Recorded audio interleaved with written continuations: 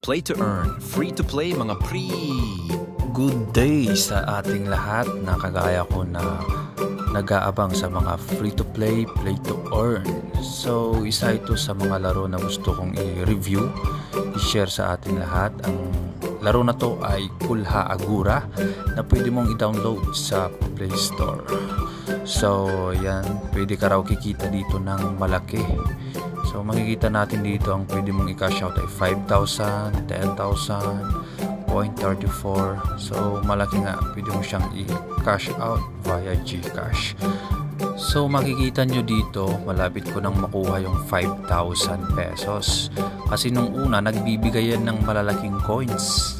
Pero nung palapit na ako sa 5,000, nagbibigay na lang yan ng 0.7, 0.5. Kasi nung una, nagbibigay yan 300, mga ganun no? So palapit ka sa 5,000, paliit naman ng paliit yung binibigay na coins sa'yo.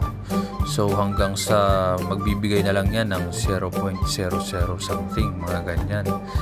Panigurado yan pag nag 4,970, mga point something na lang yung bibigay niyan. Alam ko na itong mga ganitong laro. So subukan natin i-click ulit yung para makita nyo. Balik tayo sa main. Ayan, makikita nyo yung fertilize water. I-click natin yung fertilize. Manonood ka lang dito ng ads, dito mga boss, you know? So ang ibibigay niya, ayan, binigay niyan 0.4 na lang yan, no?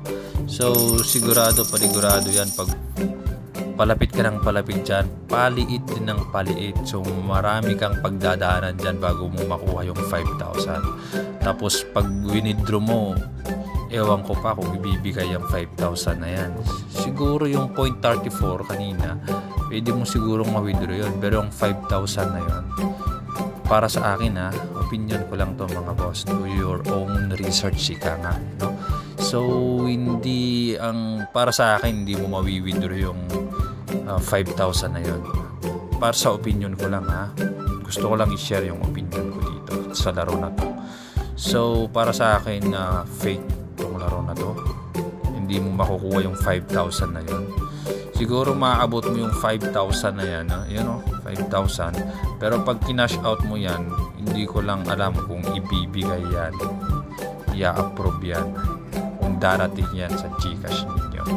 Yan, pag mayroon pa dyan 10,000, no? So para sa akin, ang laro na to ay scam. Para sa akin, opinion ko lang. So maraming salamat sa panonood. Do your own research.